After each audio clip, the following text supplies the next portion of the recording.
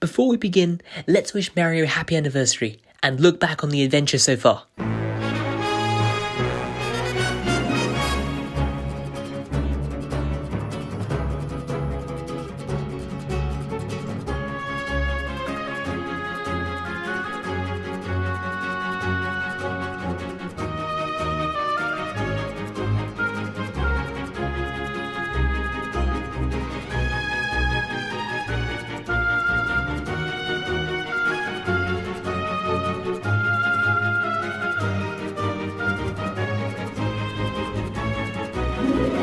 The games industry is one that's constantly changing. Think about how quickly this medium has evolved over the years. The standard for what games can be is almost constantly redefined year after year. All it really takes is one game for everything to change, to take games in a completely new direction. Entire genres can change in design as a result of a single game that pushes past boundaries, forcing all the games that follow it to rise up to its challenge. In an industry where change is so important, is it possible for a franchise to maintain its identity, to change and innovate without compromising what it is? Well, you've seen the title of this video essay, so you know where I'm going with this. One franchise has proven that this is possible, and that franchise is Mario. We all know this character, we're all fluent in the visual language of these games, we all have our own history with these games, and I'm willing to bet that on some level, we all love these games. So many companies have built entire brands on the ambition to rival Mario, to create something just as enduring, and this has led to some serious competition, but these franchises have risen to and fallen from the heights of popularity, whilst Mario has never lost his place. In this video essay, I want to take a look at the core 3D Mario titles and see if I can crack at least part of the Mario code, to take a look under the hood and see if I can find just what these games do that gives them their appeal. There's no denying that these games have a magical power that never fails to win our hearts. And I want to see if I can at least get close to understanding something of the method behind the magic. Across all of the games, Mario is an absolutely blast to control. This has been the case since the first 3D Mario, Super Mario 64. When Shigeru Miyamoto and his team added a third dimension to Mario's movement, they realised they could do a hell of a lot more than just translate his movement as it once was. They decided to experiment with his movement to make it as fun as possible. This quote from Miyamoto's recent interview with the Washington Post gives us a sense of what the team aimed to accomplish. One of our big development themes was letting the players move Mario around any way they wanted. We wanted to make a game where just moving Mario around was fun. That's what they wanted to do, and they did that spectacularly. Just like he could in his 2D days, Mario can run and jump, but there's loads more in 64. He can backflip, side flip, do this cool crouch jump that sends him flying forward. He can triple jump by timing each button press with the exact moment Mario's feet meet the ground. He can do this weird butt stop move, he can slide, he can wall jump. There's so much here. What makes this all work so well though is its implementation. It essentially gives every player the freedom to move through each level however they like.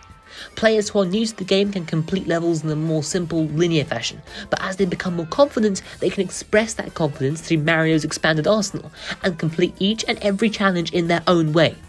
You might start out making mistakes and sticking with the simpler stuff, but as you continue playing, you'll find that you'll start doing the things you once thought impossible backwards. The joy of movement is a massive part of the magic of Mario. As the series continued, the team behind Mario strived to expand the joy of movement by giving players even more options for what they could do as Mario. Kento Mokutura, the director of Super Mario 3D World, Super Mario Odyssey, and character designer for Super Mario Sunshine, spoke about the team's focus on finding new ways to make Mario fun to control. We are constantly working on creating a Mario that feels like an extension of the player, while we devise better actions and improve what it feels like to interact with the world. I do think it's very likely we will continue to see new kinds of Mario actions in the future. We can see proof of the team's ambition to make the joy of movement even greater in the additions to Mario's moveset in each subsequent game. All of these games add a new mechanic or concept that significantly changes Mario's movement, giving players even more ways to interact with the world. In Super Mario Sunshine, Flood was added, giving Mario the ability to extend his jumps by hovering and to increase his momentum by sliding, whilst also giving him new ways to take on enemies and open up secret areas of the world, encouraging exploration. In Super Mario Galaxy, the team focused less on expanding Mario's movement and more on expanding the physics of the Mario world, or in this case, worlds. In this game, you're constantly on the move, jumping from planet to asteroid field to pirate ship floating in space to beehive to haunted house, and all of these places change how Mario moves. This is the key to the joy of movement in Galaxy. Mario's movement hasn't massively changed, instead the places he moves through constantly change, with the space, size and gravity of each new area modifying Mario's movement, forcing the player to change their playstyles with every new planet, asteroid field and fortress they land on. Super Mario Odyssey changes up Mario's movement massively with Cappy, Mario's new sentient hat friend. He gives Mario a few new moves that players can use to create new playstyles, but most importantly, Cappy lets you possess almost everything. Okay, let's ignore the slightly creepy implications of this and focus on what this does. Cappy can possess an astounding variety of enemies, objects and vehicles, all of which give the player hundreds of new gameplay options. You can be a taxi, a ball of electricity, a stone man with sunglasses, a cheap, a chain chomp, a fireball Koopa, a human being, a massive T-Rex, and so much more. Cappy makes playing Odyssey a ludicrous amount of fun. There's virtually no end to the combination of powers and movements you can come up with. The players have more freedom than ever before to play the game in their own way. I think we can definitely call the joy of movement a key part of the Mario method. Every time you play a Mario game, you know that you are free to jump, run, sprint, slide, flip and backflip through each and every level. And it's this freedom of expression through Mario's movement that's a massive part of the magic of Mario. So we've seen how the Mario team give the player the freedom to express themselves through Mario's ever-growing moveset, but they also give the player a different kind of freedom, one that's just as crucial to the magic of Mario, and that's the freedom of exploration. In these games, you access each level through a hub world. You enter levels and you look for a star or shine or moon, depending on which game you're playing. You collect these and use them to unlock new levels in the hub world until you have enough stars to take on the final boss. This might sound quite simple, but there's actually a lot more to this design than what's on the surface. Firstly, there's more than just one collectible to be found in a level. There's normally several, and these appear in the level at the same time as the one that you've selected. This means that the player is free to find any of the level stars in any order they like. What makes this work so well is how this is tied to progression. You're not completing levels in the traditional sense to advance through the game. You're progressing through the game by unlocking levels after collecting stars. So, as long as you're collecting those as you play, the game doesn't really mind what order you get them in. This is a huge part of the magic of Mario, and we can see this throughout the series. Your guide through these games isn't a marked objective. In Mario, your guide is your own curiosity.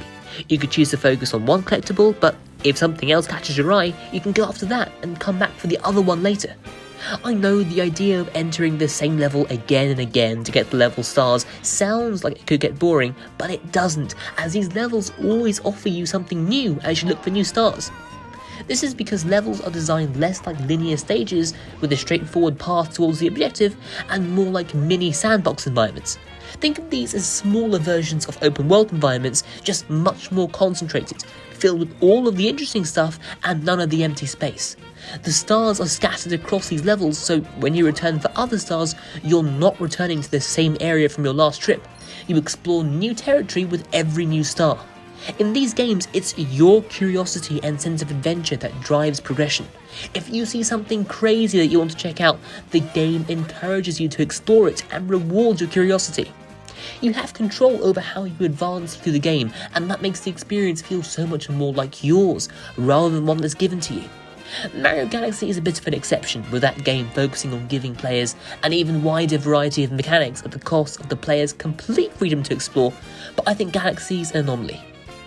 I think there's one more aspect of the magic of Mario that I haven't discussed yet, one that's easily the most abstract concept of the group, but in my opinion, the most important. These games are always changing, but they're always Mario. This series continues to innovate and evolve with every new game, but these changes never compromise the essence of Mario. Before we look at how this series maintains that essence, we need to define what the essence of Mario is, and who better to turn to for that than the Mario team themselves. Koichi Hayashida, one of the developers working on Super Mario Galaxy, spoke to former Nintendo president Satoru Iwata about the essence of Mario, saying, "What constantly came up during my discussions with Koizumi-san, the director, was how it was important for a Mario game to feel good to the touch while you were playing the game. I believe the essence of Mario is that a Mario game should always be a new toy, that it should feel both pleasant and responsive.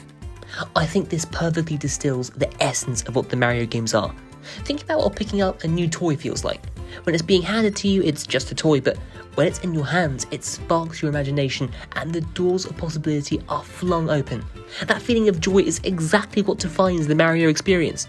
There's plenty of elements of the Mario method that contribute to that new toy feeling. One of them is the music of the series.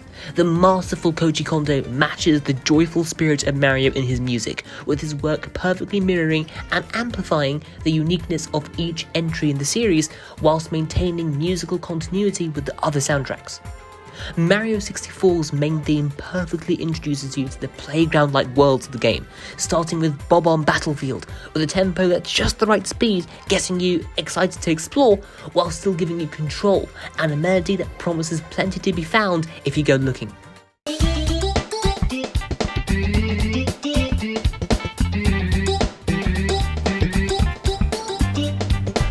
Mario Sunshine's Delfino Plaza gives that familiar Mario sound a tropical, foreign flavour, giving you the sense that the adventure you're about to go on is in a different corner of the Mario world, one that you're completely new to.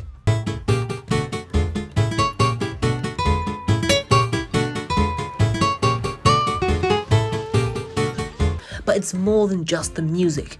Equally important to the essence of Mario is the visual language. We all know a Mario game the instant we see it. Across the games we recognise the warp pipes, one-up mushrooms, the mystery blocks, the toads, the Koopas, the bullet bills, the Goombas, the chain chomps, the thwomps. The games never abandon this iconography, but they do expand on it, so each entry in the series feels new but still familiar. Also, the functions of what we see remain the same too. You'll always be able to jump on Goombas, break blocks, and collect power-ups. This franchise is 35 years old, but if I travel back in time to 1985 and brought a Mario fan from then to the present to play Mario Odyssey, they'd be a little bit blown away at first, but they'd still recognise they were playing a Mario game. They'd bring their relationship with the Mario they know to the current Mario, and it's this visual consistency that keeps this relationship alive. I think the last huge part of the essence of Mario games is their charming disregard for reality. A lot of games either try to mirror reality or ground their non-reality in such a way that makes it believable, but the Mario games are confident in their craziness and happy to introduce you to things without any explanation. This quote from Yoshiaki Koizumi, the director of Super Mario Odyssey, gives us a sense of why the story isn't all that important in the Mario series. When we create a game, Mario, the enemies, and the stages come first, and the story is there to wrap things up neatly into one world. By story here, I don't just mean what the characters say and what happens to them. In fact, everything that people feel when they play as Mario is part of the story. So there is not just one story. In fact, I think it is different for everyone. The story in Mario exists only as an outline, whilst the actual narrative unfolds in the player's experiences. I think this approach has made the Mario universe a place where anything and everything can happen. This is a universe where self-conscious ghosts, giant sentient queen bees, whatever this is, and obese stars exist, and all these bizarre things existing together is what gives Mario its unique, charming character. Playing a Mario game is like taking a deep dive into the heart of a universe of imagination. It's this that the Mario team always manage to preserve with every game. Every one of these games is different from its predecessor, but every one of these games have the sights, sounds, and spirit of imagination that make up the essence of Mario, and as a result, these games are always Mario games. My goal for this video was to search for the ingredients of the Mario recipe, and whilst I think it's impossible to quantify, I hope I've managed to shed light on some of the method behind the magic. We have the joy of movement, which always allows the players to play the games their way. The freedom of exploration, allowing players to let their curiosity and sense of adventure be their guide.